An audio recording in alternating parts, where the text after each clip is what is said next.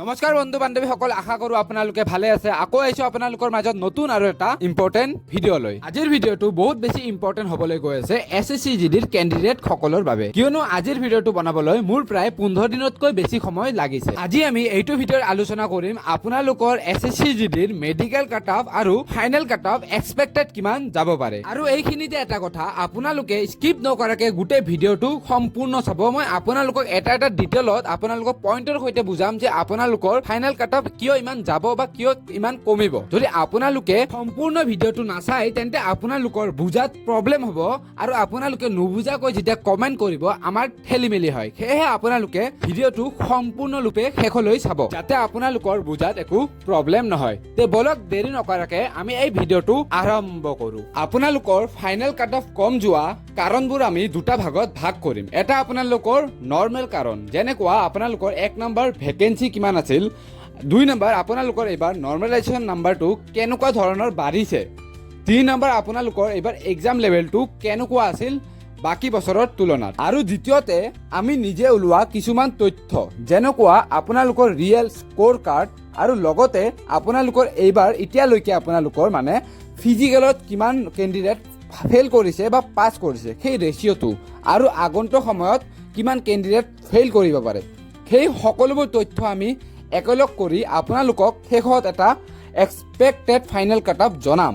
সেয়েহে আপোনালোকে স্কিপ নকৰাকে ভিডিঅ'টো শেষলৈ চাব। আমি প্ৰথমে আপোনালোকৰ ফাইনেল কাট অফ কম যোৱা বেছিক কাৰণবোৰ চাম। নাম্বাৰ 1, আপোনালোকৰ এইবাৰৰ ভেকেন্সি যোৱাবাৰৰ তুলনাত আপোনালোকৰ প্ৰায় 2600 ভেকেন্সি এইবাৰ বেছি আছে। যিহেতু আপোনালোকৰ 2600 ভেকেন্সি এইবাৰ বেছি আছে, সেয়েহে আপোনালোকৰ স্বাভাৱিকতে যে আপোনালোকৰ এইবাৰ কাট অফ যোৱাবাৰৰ তুলনাত বহু বেছি কম হ'ব। দ্বিতীয়তে নৰ্মেলাইজেশ্যন, আপোনালোকে যদি মন কৰিছে আপোনালোকৰ যোৱাবাৰ বহু বেছি নম্বৰ নৰ্মেলাইজেশ্যনত বাঢ়িছিল। কিছুমান কেণ্ডিডেটৰ 25-26 নম্বৰো নৰ্মেলাইজেশ্যনত যোৱাবাৰ বাঢ়িছিল, কিন্তু যোৱাবাৰৰ তুলনাত এইবাৰ নৰ্মেলাইজেশ্যন বহু বেছি কম বাঢ়িছে। আৰু লগতে আপোনালোকৰ 2024-25 চনত নৰ্মেলাইজেশ্যন নাম্বাৰ কমাও ৰেকৰ্ড আছে। মোৰ ইউটিউবত আপোনালোকে যদি আগৰ কাট অফ ৰিলেটেড ভিডিঅ'বোৰ চাই তেন্তে আপোনালোকে ভালকৈ গম পাব যে আপোনালোকৰ বহু বেছি কেণ্ডিডেটৰে নৰ্মেলাইজেশ্যনত নাম্বাৰ মাইনাছ হৈছে। আৰু নৰ্মেলাইজেশ্যন নাম্বাৰ মাইনাছ হোৱা মানে আপোনালোকৰ ফাইনেল কাট অফত সিমান এটা নাম্বাৰ প্লাছ নহয়, কিয়নো যোৱাবাৰ নৰ্মেলাইজেশ্যনত বহু নাম্বাৰ প্লাছ হোৱাৰ বাবে ফাইনেল কাট অফতো ইয়াৰ নাম্বাৰ বহু বেছি প্লাছ হৈছিল, আৰু এইবাৰ বহু কম নাম্বাৰ প্লাছ হোৱাৰ বাবে আপোনালোকৰ ইয়াৰ প্ৰভাৱ ফাইনেল কাট অফতো দেখা যাব। তৃতীয়তে আপোনালোকৰ এক্সাম লেভেল, আপোনালোকে যদি আগতো SSC-GDৰ এক্সাম দি পাইছে আপোনালোকে ভালকৈ গম পায় যে যোৱাবাৰৰ তুলনাত এইবাৰ আপোনালোকৰ এক্সাম লেভেলটো বহু বেছি হাই আছিল। আৰু ময়ো এইবাৰ আপোনালোকৰ 3বাৰ এই এক্সামটো দিছোঁ, তো ময়ো মোৰ নিজৰ এক্সপিৰিয়েঞ্চৰ পৰা কৈ আছোঁ যে যোৱাবাৰৰ তুলনাত এইবাৰ আপোনালোকৰ এক্সাম লেভেল বহু বেছি হাই আছিল। আৰু এক্সাম লেভেল হাই হোৱাৰ ফলত বহু কেণ্ডিডেটৰ নাম্বাৰ যোৱাবাৰৰ তুলনাত কমি গৈছিল। কিছুমান কেণ্ডিডেটৰ যাৰ 90+ আছিল এইবাৰ সিহঁতৰ 70+ যোৱা নাই। সেয়েহে ইয়াৰ ফলত কি হ'ব, আপোনালোকৰ ফাইনেল কাট অফত ইয়াৰ নাম্বাৰটো বহু বেছি কমি যাব। এইবাৰ SSC-GDত ফাইনেল কাট অফ কম যোৱা বেছিক কাৰণবোৰ আমি চালোঁ। এতিয়া আমি চাম আমি নিজে ওলোৱা কিছুমান তথ্য যে আপোনালোকৰ এইবাৰ ফাইনেল কাট অফ কিয় কম যাব। মই এইবাৰ আপোনালোকৰ ফাইনেল কাট অফৰ বাবে বহু বেছি কেণ্ডিডেটৰ লগত যোগাযোগ কৰি আছোঁ যে সিহঁতৰ ফাইনেল স্ক'ৰ কাৰ্ড কিমান আছে। চ' মই আপোনালোকৰ লগৰবোৰৰ লগত ইনফৰমেশ্যনবোৰ লোৱাৰ লগতে মই আপোনালোকৰ যেতিয়া 9 মাইলত ফিজিকেল দিব গৈছিলোঁ তাতেও বহু ইনফৰমেশ্যন লৈছিলোঁ, আৰু তাতেও মই গম পাইছিলোঁ যে আপোনালোকৰ মানে 2টা কেণ্ডিডেটহে 95ৰ ওপৰত আছিল, আৰু এটা তাৰে ফেইল কৰিছে আৰু এটাই পাছ কৰিছে।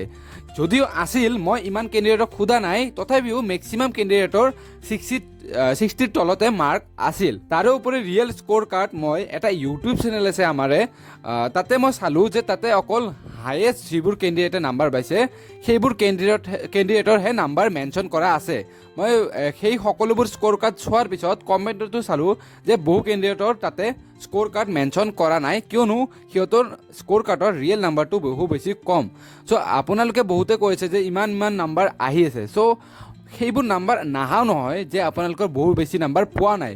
বহু বেছি নাম্বাৰ কেণ্ডিডেটে পাইছে, কিন্তু সেই বহু বেছি নাম্বাৰ পোৱা কেণ্ডিডেটৰ সংখ্যা বহু বেছি কম। সেয়েহে এই তথ্যবোৰৰ পৰা এটা কথা গম পায় যে আপোনালোকৰ যোৱাবাৰৰ তুলনাত এইবাৰ ফাইনেল কাট অফ বহু বেছি কম যাব। আৰু দ্বিতীয়তে আপোনালোকৰ এইবাৰ ফিজিকেলৰ যদি আমি পাছিং ৰেচিঅ'টো চাওঁ সেইটো বহু বেছি কম, কিয়নো প্ৰথমবাৰৰ বাবে এইবাৰ আপোনালোকৰ RFID ইউজ কৰিছে আৰু RFID ইউজ কৰাৰ ফলত বহু বেছি কেণ্ডিডেটে ফেইল কৰি আছে, কিয়নো আপোনালোকেও ভালকৈ গম পায় যে RFID লগোৱাৰ ফলত আপোনালোকৰ 1-2 ছেকেণ্ডৰো সময় তাতে উঠি থাকে আৰু যাৰ ফলত কেণ্ডিডেটবোৰে বহু কম সময়ৰ বাবেও ৰানিঙত ফেইল কৰিছে। আমি যদি আগৰ ৰানিংবোৰ চাওঁ তাতে আপোনালোকক যথেষ্ট সময় দিছিল যে আপোনালোকে যদি 10 ছেকেণ্ড বা 15 ছেকেণ্ডৰ যদি এক্সট্ৰা লাগে আপোনালোকক পাছ কৰাই দিয়া হৈছিল, কিয়নো আপোনালোকৰ সেই সময়ত কোনো ধৰণৰ ৰানিঙৰ টাইমিং উঠি নাথাকে। কিন্তু এইবাৰ আপোনালোকৰ যদি 1 ছেকেণ্ডতকৈও কম নাম্বাৰ যদি আপোনালোকৰ এক্সট্ৰা থাকে তেন্তে আপোনালোকক ডাইৰেক্টলি ৰিজেক্ট কৰা হৈছে, কিয়নো এই গোটেইবোৰ ডাটা আপোনালোকৰ ডাইৰেক্টলি চেণ্ট্ৰেলত যায় আৰু চেণ্ট্ৰেলত যোৱাৰ বাবে আপোনালোকৰ ইয়াতে কোনো অপশ্যনে নাই যে আপোনালোকক পাছ কৰাব। আৰু ৰানিঙত ফেইল কৰাৰ লগতে এইবাৰ আপোনালোকৰ হাইট আৰু চেষ্টতো বহু কেণ্ডিডেট ফেইল কৰিছে, কিয়নো ৰানিঙৰ লগতে আপোনালোকৰ হাইট আৰু চেষ্টটো এইবাৰ মেচিনত জোখা হৈছে, মানে মেচিনত আপোনালোকৰ হাইট আৰু চেষ্ট জোখা হৈছে, যাৰ ফলত বহু কেণ্ডিডেট যোৱাবাৰ পাছ কৰা কেণ্ডিডেটবোৰো এইবাৰ ফেইল কৰিছে। আপোনালোকৰ ৰানিং হাইট আৰু চেষ্টত বহু বেছি কেণ্ডিডেট ফেইল কৰাৰ ফলত আপোনালোকৰ ইয়াৰ প্ৰভাৱ ফাইনেল কাট অফতো দেখা যাব। আৰু লগতে এতিয়া আপোনালোকৰ মেডিকেল বাকী আছে আৰু মেডিকেলত কেতিয়াও 100% কেণ্ডিডেটে পাছ নকৰে, কিয়নো SSC-GD মেডিকেল প্ৰায় আৰ্মিৰ দৰে হাৰ্ড হয় আৰু মেডিকেল ইমান হাৰ্ড হোৱাৰ ফলত বহু কেণ্ডিডেট SSC-GD মেডিকেলতো বেয়া হয় আৰু সেই ফলত আপোনালোকৰ বহু বেছি কেণ্ডিডেট এইবাৰ ফেইল হ'ব ৰানিং আৰু মেডিকেলত, আৰু যাৰ ফলত আপোনালোকৰ ফাইনেল কাট অফ বহু বেছি কম যাব। এতিয়া আমি আপোনালোকৰ আলোচনা কৰিম all caste wise expected final cut off. আৰু এইখিনিতে এটা কথা যে 100% কেতিয়াও এক্সপেক্টেড কাট অফ হ'ব নোৱাৰে, তথাপিও আপোনালোকৰ প্ৰায় 2 নম্বৰ প্লাছ বা 2 নম্বৰ মাইনাছ সেই হিচাপে আমি এটা এক্সপেক্টেড কাট অফ ৰাখিম। আমি যদি UR চাওঁ আপোনালোকৰ 58ৰ পৰা 68লৈ আপোনালোকৰ এক্সপেক্টেড ফাইনেল কাট অফ যোৱা সম্ভাৱনা আছে। আমি যদি OBCৰ চাওঁ আপোনালোকৰ 56ৰ পৰা 66লৈ আপোনালোকৰ এক্সপেক্টেড ফাইনেল কাট অফ যোৱা সম্ভাৱনা আছে। আমি যদি SCৰ চাওঁ আপোনালোকৰ 53ৰ পৰা 63লৈ আপোনালোকৰ এক্সপেক্টেড ফাইনেল কাট অফ যোৱা সম্ভাৱনা আছে। আমি যদি STৰ চাওঁ আপোনালোকৰ 52ৰ পৰা 62লৈ ফাইনেল কাট অফ যোৱা সম্ভাৱনা আছে। ধন্যবাদ বন্ধু বান্ধৱীসকল, আমাৰ এই চেনেলটো লাইক শ্বেয়াৰ আৰু ছাবস্ক্ৰাইব কৰিবলৈ নাপাহৰিব, কিয়নো আপোনালোকৰ ছাবস্ক্ৰাইবাৰৰ ফলত আমি এনেধৰণৰ ভিডিঅ' বনাবলৈ মটিভেট হওঁ।